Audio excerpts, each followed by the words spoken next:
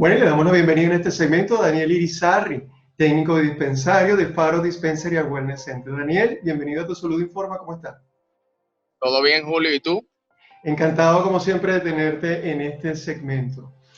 Bueno, recientemente supe de publicaciones que han estado apareciendo en revistas científicas que señalan el uso del cannabis en diferentes condiciones de salud, pero este particularmente que quisiera referirme se lo relaciona con pacientes que han sido diagnosticados en alguno de los espectros de autismo. Y me gustaría que nos hablaras de esto, por favor.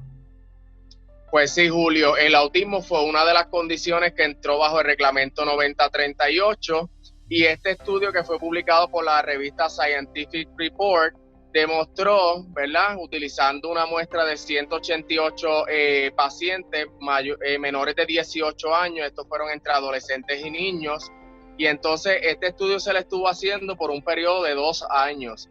Ellos lo que querían comprobar con este estudio era qué efectos tenía el cannabis medicinal y de qué manera incidía, ¿verdad? Si ayudaba a ese paciente que padece de autismo a mejorar su condición. Excelente. ¿Y sabes a qué variable específicamente se referían? ¿Cómo midieron? ¿Eran cambios de conducta? ¿Cuál era la variable que estaban midiendo?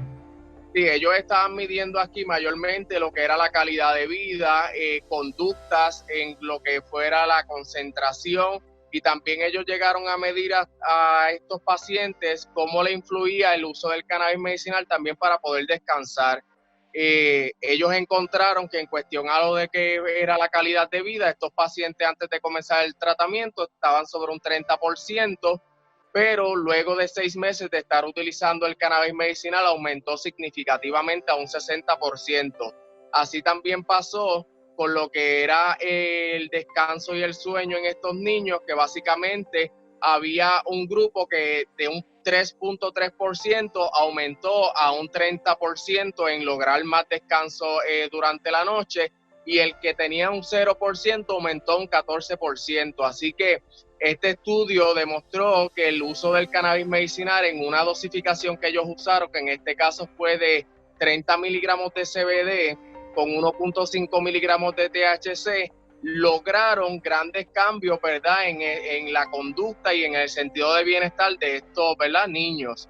Porque nosotros a veces vemos quizás un por ciento que de un 3 aumenta a un 14 y quizás no lo vemos tan grande, pero un papá o una mamá, ¿verdad?, que tiene su hijo que es autista, lo experimenta, ¿verdad?, estos grandes cambios, y lógicamente van a ver una diferencia significativa en el comportamiento de estos pacientes. Daniel, esta dosis de la que mencionabas, ¿es una dosis que es familiar para en el caso de ustedes en el dispensario o es una dosis que te parece que fue muy específica o diferente a lo que en promedio se utiliza? Pues mira, es una dosis bastante familiar para nosotros, porque en el caso de adolescentes y niños nosotros buscamos exactamente eso. Y básicamente los médicos lo que están recomendándole a estos pacientes es que utilicen una dosis alta de CBD, porque es el componente del cannabis que no es psicoactivo, a diferencia del THC que sí es psicoactivo, y ese tenemos que tener mucho cuidado.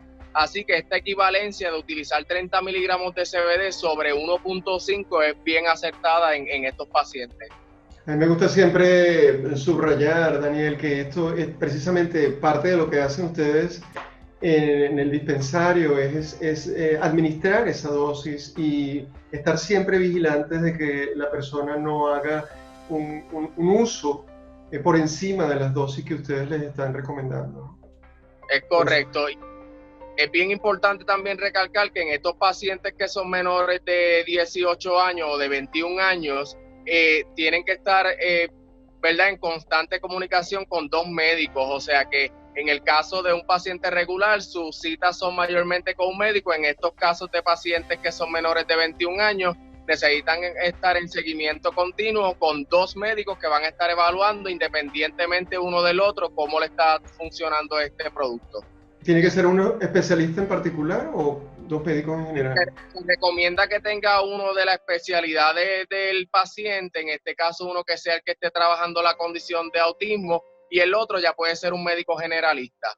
Qué bien, qué bien. Importante saber todo esto y siempre recalcar las medidas estrictas de seguridad a través de justamente todas estas guías y protocolos que ustedes utilizan en Faro Dispensary Wellness Center. Daniel, como siempre, bien interesante toda esta información que nos traes. Muchísimas gracias, Julio. Gracias a ti, hasta la próxima ocasión.